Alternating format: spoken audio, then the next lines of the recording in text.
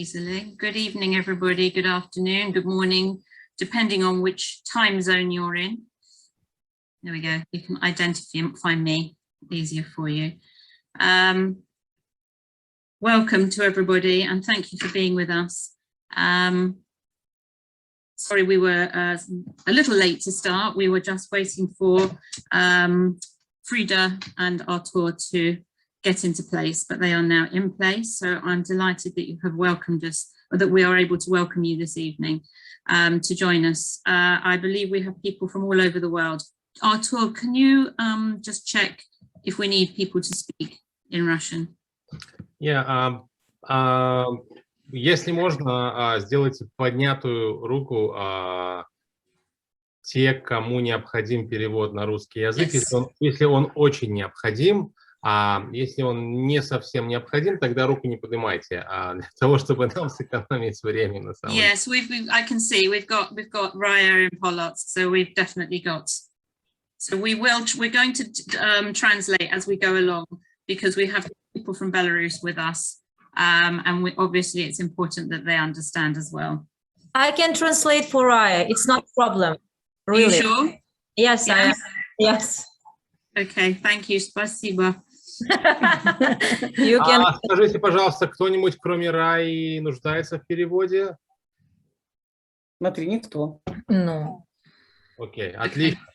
Рая, я думаю, что ты уже достаточно хорошо знаешь английский язык. У меня Саша рядышком есть.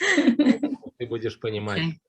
Thank you. Thanks, Sasha. So, okay, so we won't be translating because we've got Sasha there who will translate for Raya. So, okay, so I'm going to share my screen.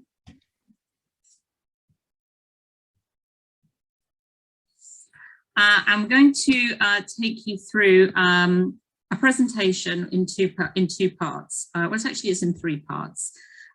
Just to explain that we have Frida Reizman with us. She is a survivor of the Minsk Ghetto. She was a child when she survived.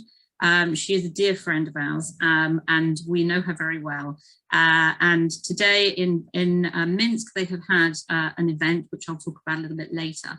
And she is with us here this evening, and we'll be able to hear from her.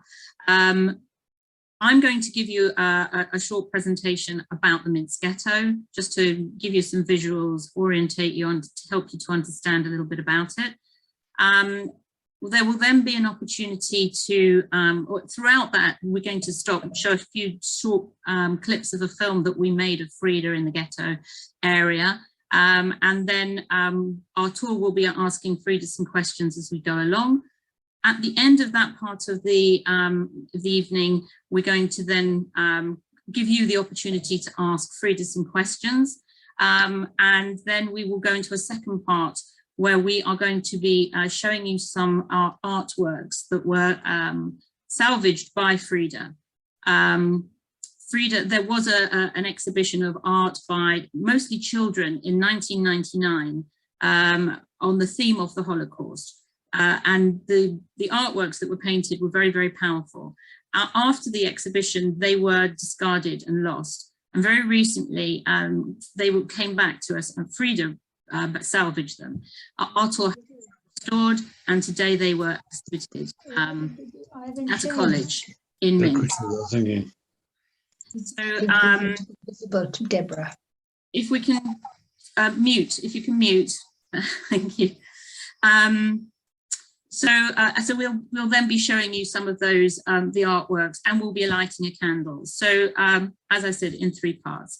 So without further ado, let me take you through the first part. So I'm going to talk to you about Jewish Minsk before the war.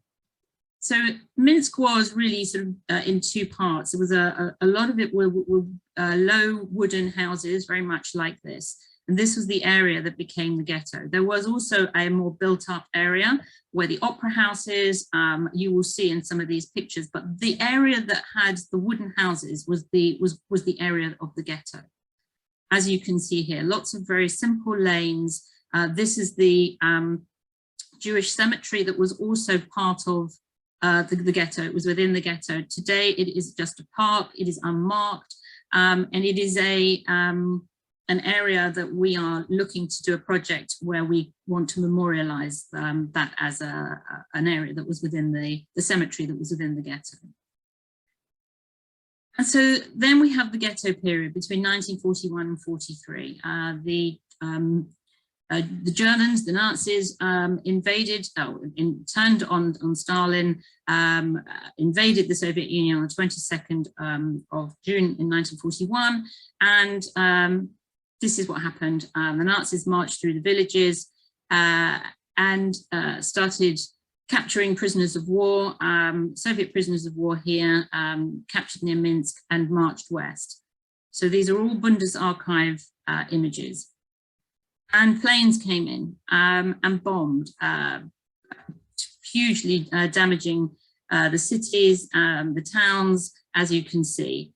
Many of the children were at summer camps, and so they were already parted from their parents because they were out at summer camps, which is what happened. And then there was chaos where children and parents were trying to find each other.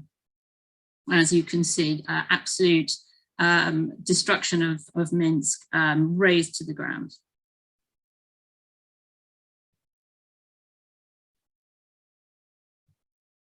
And all of the Jewish people were moved into the ghetto. But Jews didn't wear stars as they did in the ghettos in Western Europe. They were made to wear yellow patches on their backs and on their fronts. There was a decree by a Nazi decree that went out saying that the German soldiers were making mistakes and they were shooting the wrong people, and so they had to mark Jews, and so Jewish people from the age of 10 upwards had to be marked in this way. And here is a colorized picture of Jewish people in Minsk wearing those patches. And so Jews were degraded. You can see them here wearing the yellow circles, and forced to do menial tasks, scrub roads, dig snow, as you can see. Now, the ghetto was a porous ghetto. It was declared that there should have been a wall that was built around it, but it never happened. And so it was porous, as you can see. It only had barbed wire around it, and so it was possible, at great risk of being shot, to sneak in and out. And so the children did, at great risk, sneak out for food, for arms, because there was a resistance within the ghetto, and there was also a movement to help Jewish people to escape the ghetto, and to get to the partisans in the forest. But in order to get to the partisans and to be received by the partisans, you had to have a gun. And when you're coming out of a ghetto, that's not so easy. It was one of the most brutal ghettos in Europe. Jews were shot, they were killed with knives, they were put in the backs of gas vans. It was shocking. It was a reign of terror with 7 pogroms within the ghetto, violent pogroms. I'm going to show you a very short piece of film, and then Artur will speak to Frida. Этот же парк, он был, да? Скверик был скверик. Здесь маленький был заборчик. Даже после войны я его хорошо помню, этот скверик. Это же центр гетто был. Но как здесь висели мужчины, женщины, висели, чтобы сказать, сутками-то мало. Неделями не разрешали снимать. Я знаю, моей подруги мама, мать 5 детей, 5 махоньких детей у нее было, за что ее здесь повесили. И дети вот здесь вот рядом жили, возле еврейского кладбища, и они видели повешенную мать. So Artur, I'm just going to, if you unmute. I'm going to, Yes, I'm here. Yes, we're here. I'm going to stop sharing for a moment, and you can speak to Frida and ask her about that. Фрида, Скажи, пожалуйста, вот тот фрагмент, который мы видели, да, фильма, вот, где был центр гетто, а что там происходило в этом центре гетто? Там So what we asking, just you can рядом just tell what был was the базар. Он был до войны, он был и после войны, но во время войны он пустовал, там не было ничего. И на этом базаре, и вот возле этого сквера, улица, убивали людей. Просто убивали. Там был рядом ворота, которые собирались колонны, и выходили на русский район, вели на работу и приходили. Вот, это был центр гетто. I've asked Frida what does she remember about the center of the ghetto where the film is when she's talking about, and she says that was like a little square, and it was on one hand it was center of the ghetto, but the gates of the ghetto was quite near, and that's where the Jews were taking out in and out to do some labor, to do some work. At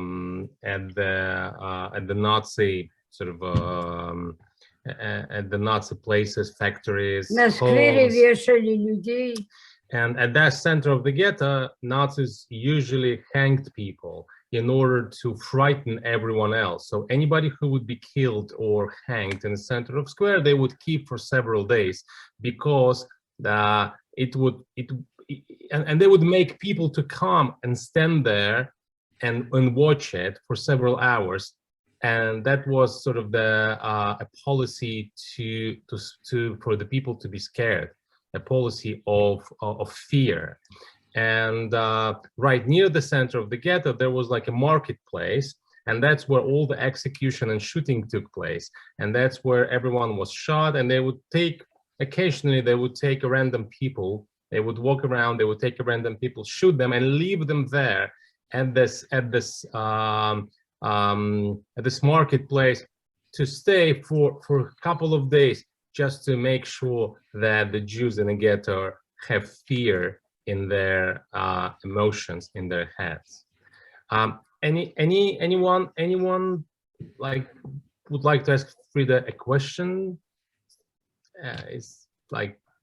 Artur, we'll do that at the when we get to the next bit. Yeah, so I'm going to go back to the presentation. Okay. And then we'll ask some questions when we get to the next bit. Okay.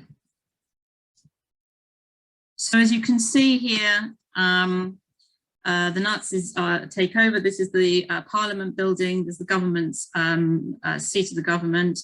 And you can see here the swastika on the government building here, on the Parliament building in the center of Minsk. So we're going to have another film now. Я слышал, что в Минске впервые немцы применили мобильные душегубки, так называемые, мобильные газовые камеры. Ты вообще как ребенок их видела? Ты вообще представляла, что это такое? Я их видела вот здесь в первом погроме. Что это было такое? Как обычные машины. На вид посмотришь, обычная машина. И мы не знали, что это душегубки. А потом уже узнали. И как это выглядит? То есть садили в них людей? Да. Кузов? В салон загоняли людей. Ну, сколько там? 20-30, я не знаю. И запускали этот газ, и все. А вываливали уже трупы. А куда их выводили? Куда их выводили? Первый погром в Тучинке, остальные в Тростинце.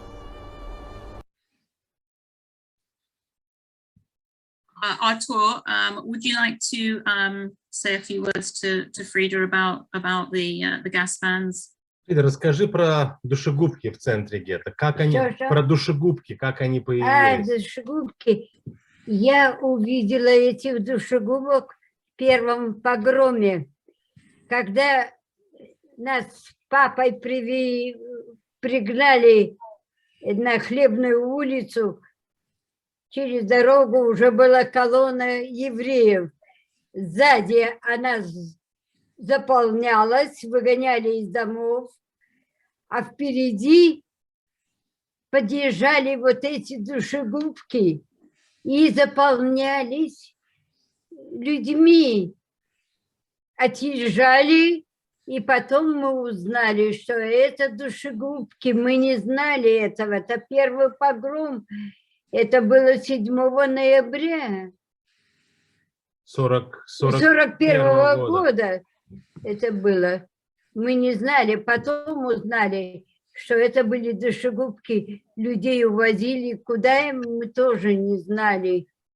At first, we didn't know that those were the mobile gas chambers because the way it happened on the first time I saw them on the 7th of November, 1941, during the first pogrom, and the Nazis would take people into the column, and the trucks would be in front of the people, and they would start putting people into the trucks, into the back of the trucks. And nobody knew why they were taking them somewhere, or this like they're transferring them somewhere.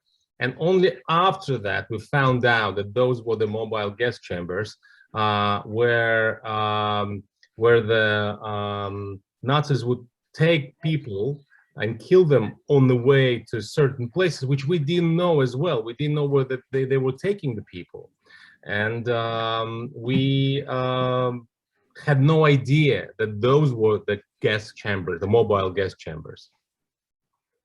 Okay, so we'll carry on.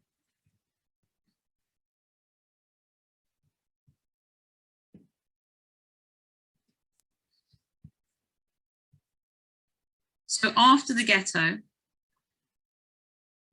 in 1942, this obelisk, this memorial, was put here. This is a place called Yama. Yama means a pit. It's a place that was within the ghetto where 5,000 Jews one day, they were rounded up and forced down the banks of this ditch and shot. In 1947, this obelisk was placed here by Jewish people who had returned to the city, who had survived from outside, who'd been away from the killing. The inscription is in Russian and in Yiddish. The poet who wrote the inscription is in Yiddish is called Chaim Matinsky, and the person who did the engraving was called Mordach Sprishin. And in 1952, he was arrested and sent to Stalin camp because he had essentially graffitied. It was considered graffiti, what he was doing. But that memorial is still there. And it looks like this. You can see it here. Everything around has been built since. It lives to tell the tale. And there is a very, very powerful sculpture here called the Last Way, which is very imposing and very powerful. There is now a memorial complex at the site of the Trostinets extermination camp. It was literally that. Either people arrived there already dead, who'd been gassed in the backs of these gas vans, or they were shot here. It wasn't a camp that you ever spent a night in. It was exactly that, an extermination camp. This is Artur with Frida at the Trostinet site. Oh, sorry. Just play. Фрида, дорогая, расскажи нам про это место, куда мы сейчас приехали. Как твоя жизнь, твоя судьба связана с этим местом? Я смотрю, что здесь вот написано, что вот на этих вагонах, на таких вагонах привозили евреев. Но это, наверное, привозили евреев из Европы. Из Европы. Называемых гамбургских. Угу. Их привозили сюда и здесь убивали. А маленьких детей, как нам рассказывали люди, которые здесь жили, крестьяне, маленьких детей на штыки и в яму, на штыки и в яму. Вот. о наших гетто. Здесь лежит все гетто, кроме первого погрома. Первый погром лежит в Тучинке, а остальных сюда привозили мертвых уже. То есть их уничтожали либо по дороге, либо в гетто? Либо в гетто, да. И здесь уже они мертвые. Их всех спалили, как я понимаю. Их всех спалили. То есть здесь их сжигали, здесь их сжигали. После войны ЧГК работала и вывела такую цифру: 256 тысяч здесь человек погибло. А из них больше половины Минского гетто евреев. Больше половины. Здесь лежит где-то пепел моего брата. Среднего, ему было всего 16 лет.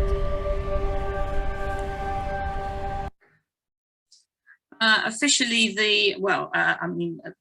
until recently, the numbers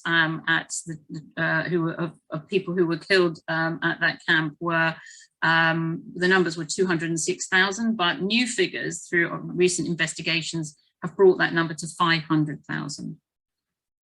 And this is the memorial that was opened in 2015 at the site of the Trostinets extermination camp. It's a very, very tall, very, very imposing and powerful memorial.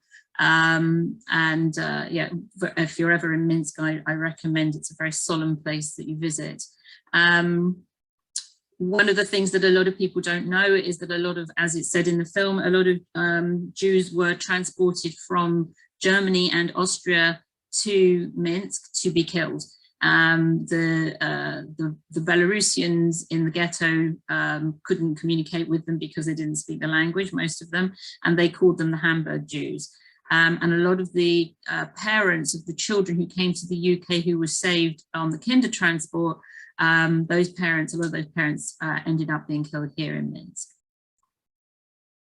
We translated a book of 27 memories, 27 survivor memories, people who survived the Minsk ghetto. Most of them were they were all children, and they all escaped the ghetto. And this is the book, and this is Frida here as a little girl, as she looked when she was living through the war. And this was the book launch. And I think this is a very important set of pictures, because through the translation of that book, this book is now available to the English-speaking world, and it gave everybody a real sense of empowerment.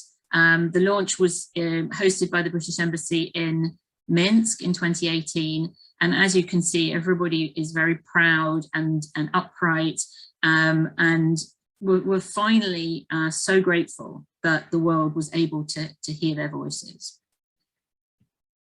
So I'm going to take you back to Frida and Artur. We're going to have a pause moment where we can give you the opportunity to ask a question of Frida, and don't hold back. She wants you to talk to her. She wants you to ask her questions. So you feel free to raise a hand and ask a question, or even put it in the chat, because I can't see you all that you want to ask a question. Or simply unmute and ask.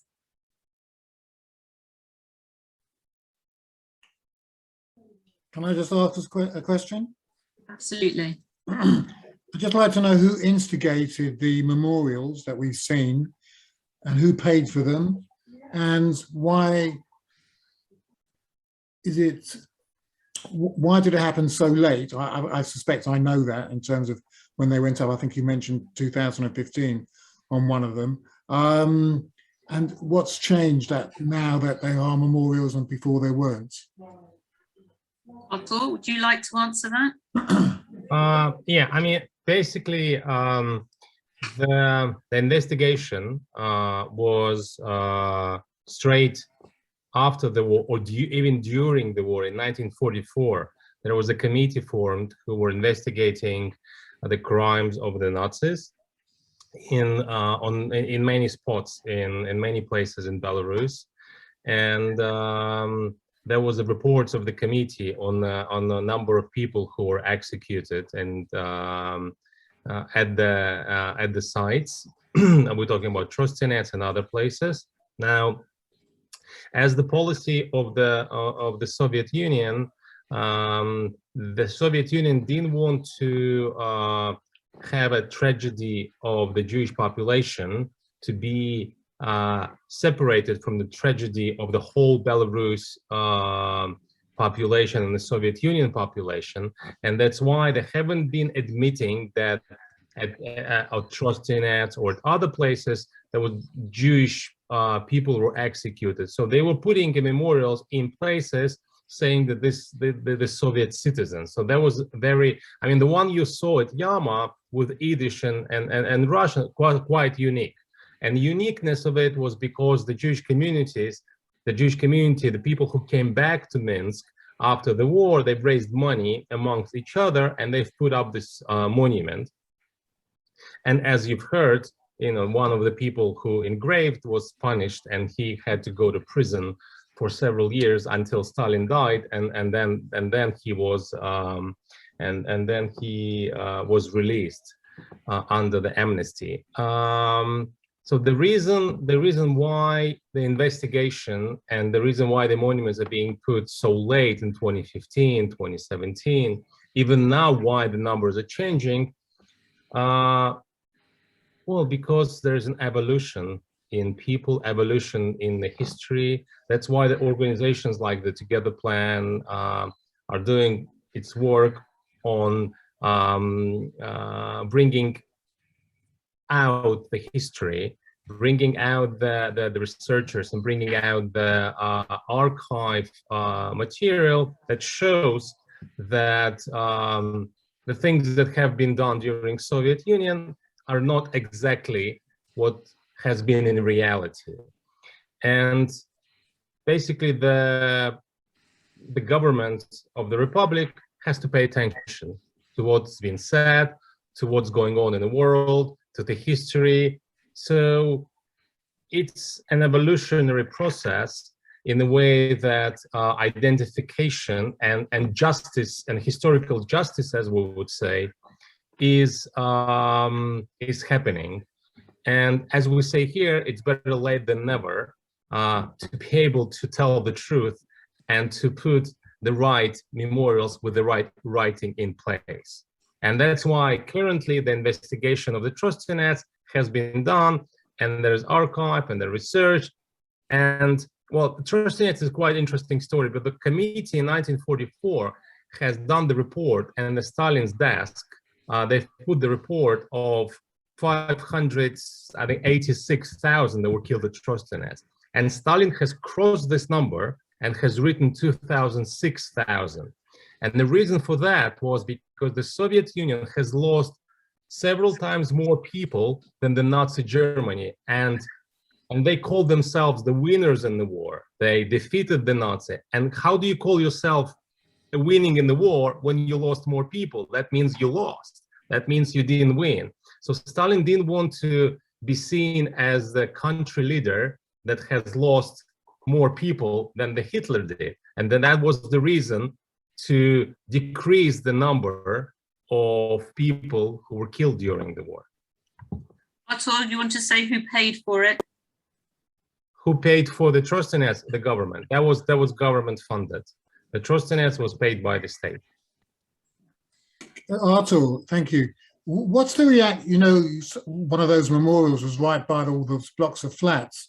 So, you know, that's a change in the environment for all those people who live there. What's the reaction of the people on the ground? I'm talking about non-Jewish people, to the memorials. Are they in favor of them? Is there resentment of them? Do they approve of them? Yeah, thank you. The one you're seeing as a Yama memorial, right? The one that has been in this kind of a field, and now it's an apartment. Apartment blocks have been built after the memorial was installed there. So the reaction of people is obviously if they and in the Soviet Union, it wasn't that you buy an apartment, it was that you get an apartment for free. So people had no chances, but they had to go there and live beside the memorial.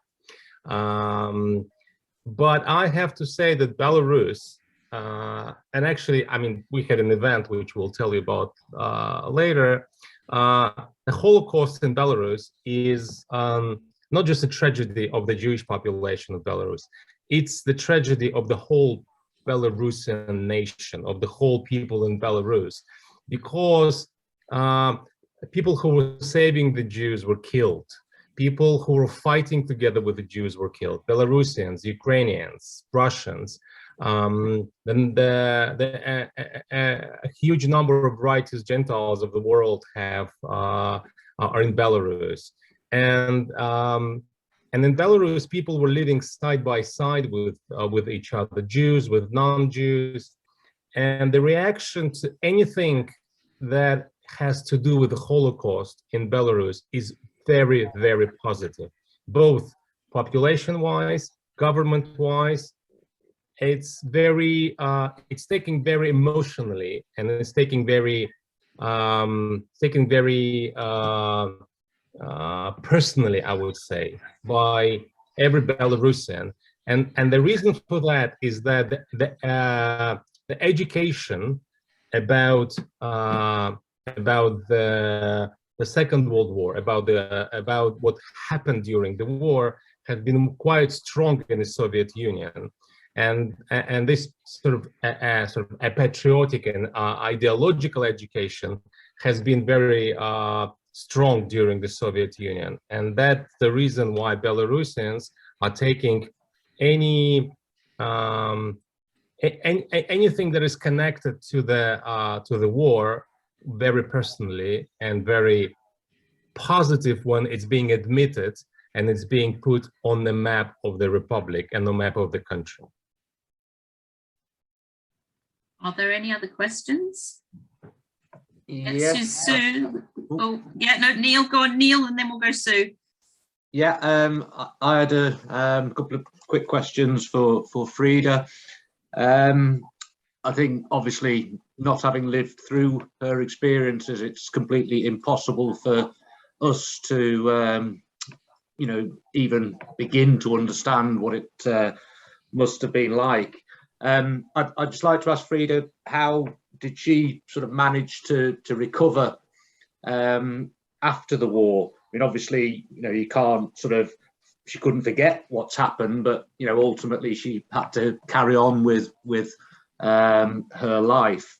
And second point, just how much does it mean to Frida now that through the book and through the, you know, the various monuments that the story is now finally becoming more widely known? Thank you. Frida, скажи, пожалуйста. You're on mute. Artur, unmute. The reason I'm on mute, Frida is not hearing well, so I have to Okay, shout, that's fine. so people don't worry. I'll unmute when she's gonna say things.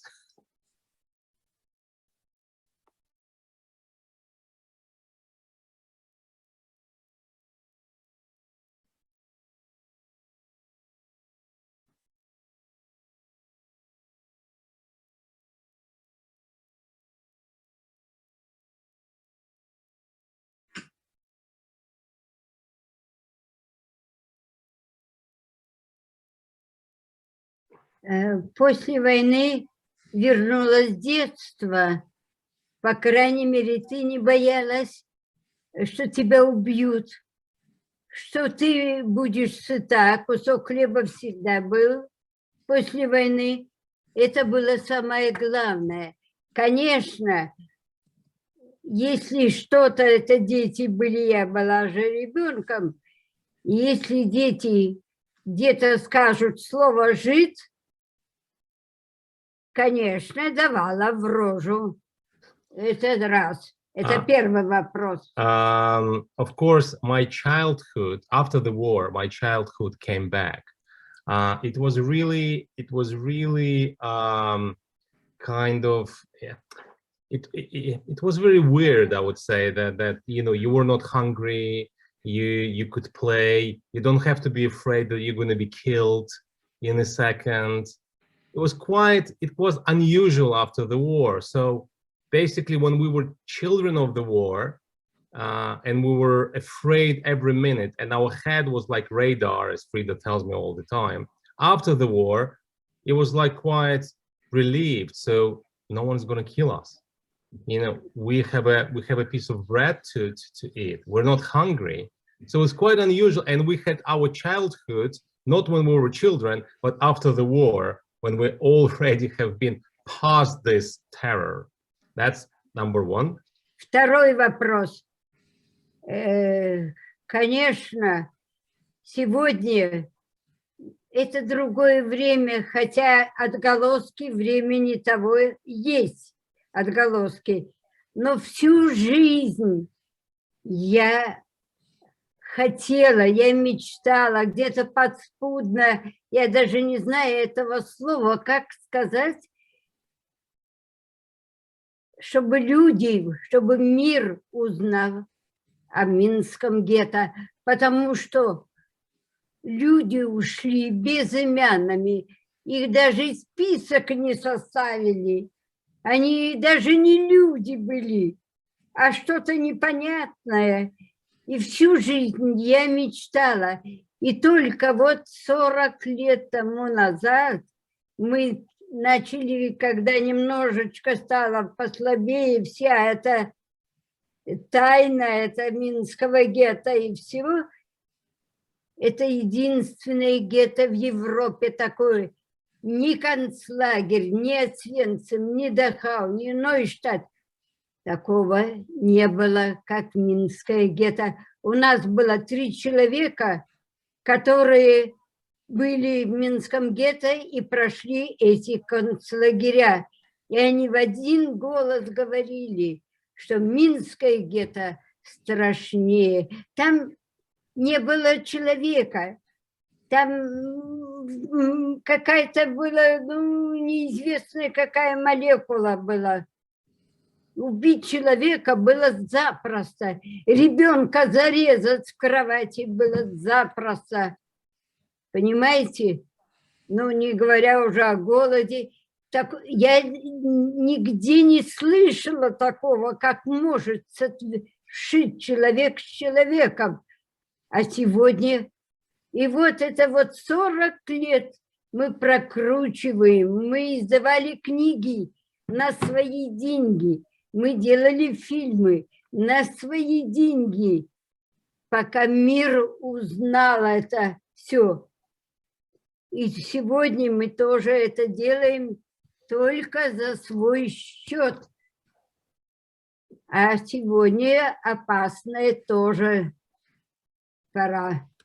Well, first of all, the Minsk Ghetto was the most severe, terrible, and terrifying one. We had 3 people after the war who went through the concentration camp, other ghettos, and the Minsk Ghetto, and they all said that the most terrible one, the most terrifying one, was the Minsk Ghetto. All my life after the war, I dreamed that there would be a chance to tell the world about the horror of the Minsk Ghetto. And of course, only some 30-40 years ago, we've started to come out, as they say, of the woods and start telling the world about the Minsk Ghetto. And of course, for me, it's been like a music to my ears. I've started to be able to talk about it. I've started to identify what happened during the ghetto. I've started hearing other people telling me and sharing the stories. And what we have done for the past decade is so much that we could tell the world about the Minsk Ghetto, about what happened. And that was my dream. And my dream is coming true now, that I'm able to speak openly and to tell people about the horrors of the Minsk Ghetto. Spasiba, Frida. Sue, there was a question from you, I think. Oh, you need Unmute. Unmute, unmute. I wanted to ask if Frida's parents and other siblings survived the ghetto. I was so sorry to hear her brother got killed.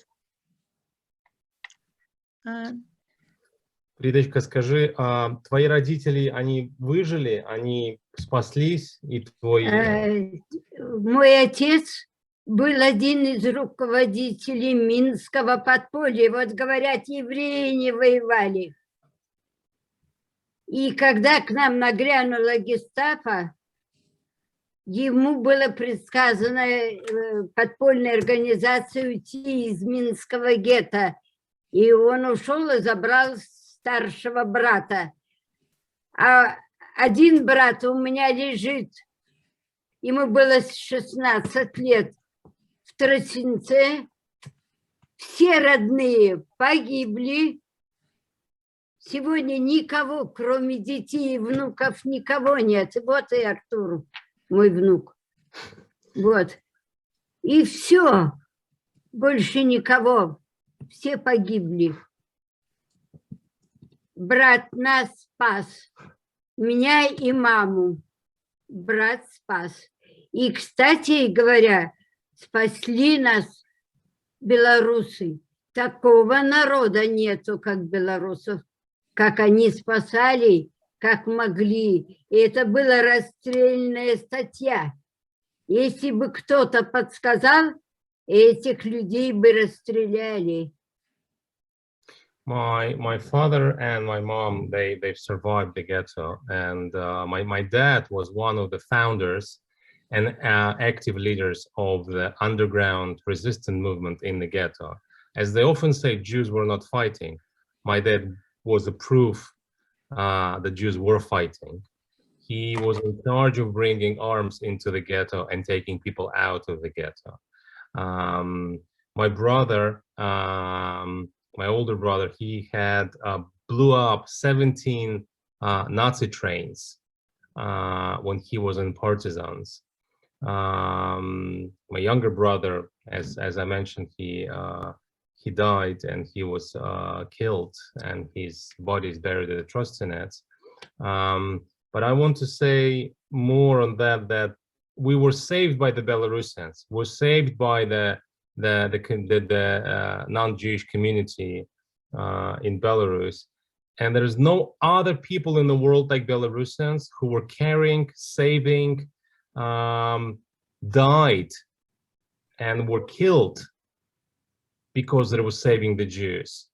And so many people were killed. So many families were not born, and neither of my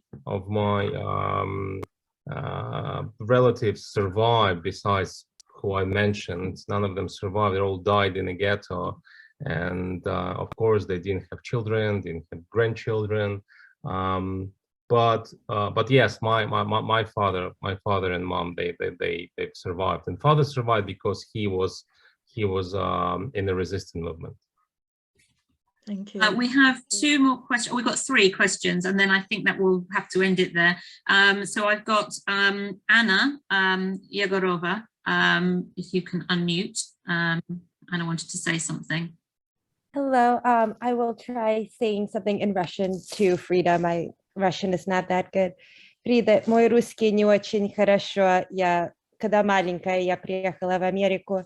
Мой дедушка, он потерял его маму, его бабушку, дедушку, всю семью в Minsk Ghetto.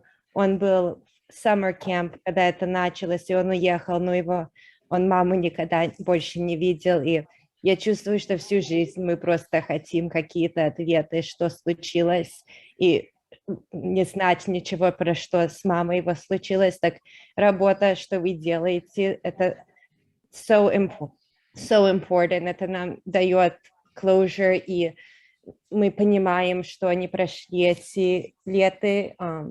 И мой дедушка, он выжил, у него 3 внука, 2 правнука, он живет в Нью-Джерси, и так спасибо, что все вы делаете. Artur, would you like to just translate what Anna just said? It was very, very important. Well, I think Anna can say it in English, and I can tell Frida in Russian what she said. Well, she just knows what she just said. She just said it in Russian. And I said Frida is not hearing well. So. Okay.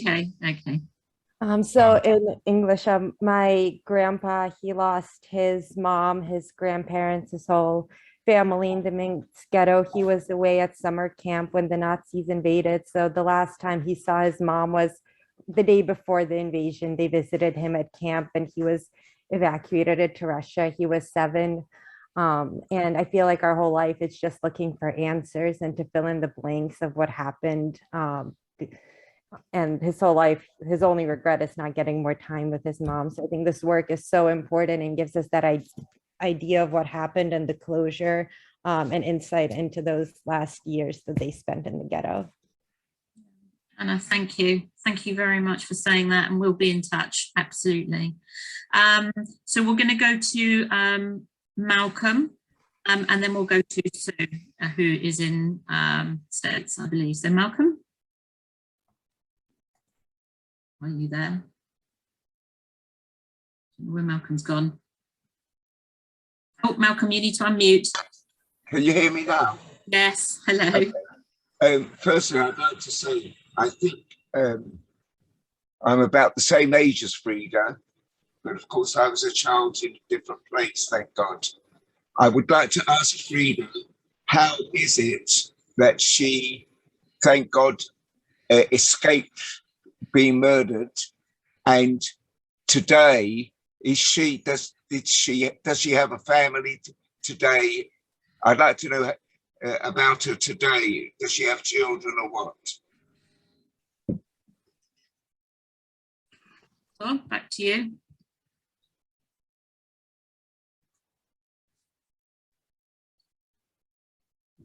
Меня спас белорус из деревни. Он спас человек 10 евреев. Он приезжал из деревни на подводе, на лошади и забирал нас. Мы целый день, бывало, ждем. Вот я, например, целый день сидела у проволоки и ждала, чтобы в этот момент никого не было. Ни белоруса, ни полицая, ни немца. И он вывозил нас, этих. Никому он не назвал имени своего, потому что это было очень опасно. Но я и поехала, он из Узлян был. Я поехала туда, его уже не помнит никто. Он сам погиб, этот человек.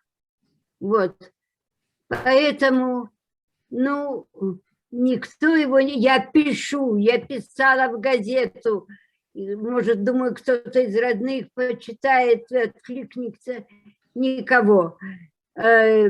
Сегодня у меня была семья, муж. У меня 2 детей взрослых. У меня 4 внука. И все. После меня у меня родные. До меня родных у меня нет. Все погибли. То, что я знаю, и кого я знала, больше 100 человек погибло, как я посчитала, а кого не знала. I was saved by a Belarusian. He saved over 10 people. He was a farmer, and with his goodwill, you know, he was helping the Jews and helping people from the ghetto to escape. And we were waiting for him. I was sitting for almost several days near the barbed wire, waiting for him. And when the chance came, and when he came, I was able to escape, of course, with the support of my father, who was in the resistance movement, and my brother from the partisans.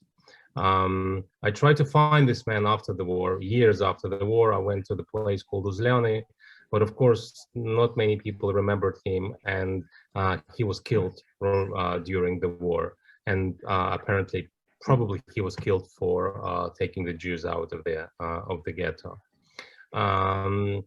Over 100 relatives of mine have died and were killed in the Minsk Ghetto. I have 2 children and I have 4 grandchildren, but no other sort of relative relations because of the people who were killed in the ghetto. I don't have anyone else. And Susan, I think Susan. Yes, thank you. I'm talking from United States. My father's family was from Pinsk, and nothing has been said about Pinsk. There were a lot of Jews in Pinsk. What happened to the Jews of Pinsk? Мой отец был из Пинска, но про Пинск ничего не говорится. Может быть, ты, Фрида, знаешь что-нибудь про Пинск, про Пинское гетто? Ничего я не знаю. Frida can't tell you a lot about the Pinsk and the Pinsk ghetto. But if you get in touch with us after the Zoom, we'll give you an information about the Pinsk ghetto and what happened to the Pinsk Jews. Okay. I mean, I know, but I don't want to sort of. It's a lot of information which we will happily provide you after the Zoom. Thank you for your questions. I'm just putting into the chat a film we made, which you can copy and watch, or click it and watch it after. It's about a place where a small village outside of Minsk, where 40 children who escaped from the ghetto, including Frida, were hidden by the entire village, and no one gave the game away. And Frida is the only one of those people alive to tell the story, and we were very lucky to be able to film her at that place. So you can watch that afterwards. So let's go back. Thank you, Frida and Artur. Artur, you're fantastic at translating Frida. It's fantastic. So I'm going to go back to screen sharing for the next part of this presentation. So, oops, excuse me, at this point, we are going to light a candle. So those of you who have a candle, please do light your candles. As I said at the beginning, today in Minsk, at a college where we now have a relationship and have helped to start a Holocaust education program. There is no official Holocaust education in Belarus. But we have initiated a program that is running here and in Minsk at the moment. So today in the college, where the students have been studying this history, and for many of them it's new, they don't know it, even though it's their history. They showed the artworks that Frida found and Artur restored. So we're going to have a few minutes silence. And I'm going to show you a picture of today that Artur sent me of the exhibition of Artur speaking, and then just some of the pictures. It's not all of them, it's just a selection of the artworks. And we'll go through that in silence. And then at the end, we're going to have a very short piece of music. It's literally 1.5 minutes with grateful thanks to the small choir of Finchley Reformed Synagogue. And that will bring us to the end of the program. So without further ado.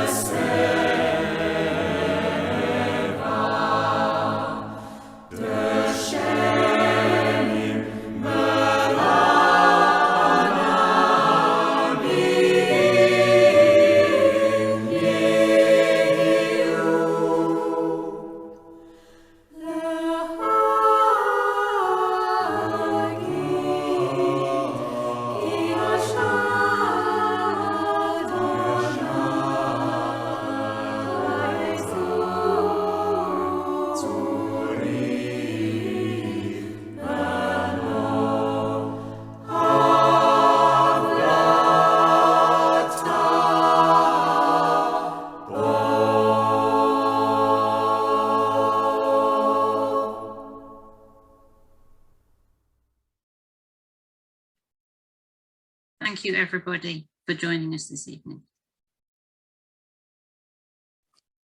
Well done, Deborah. Brilliant.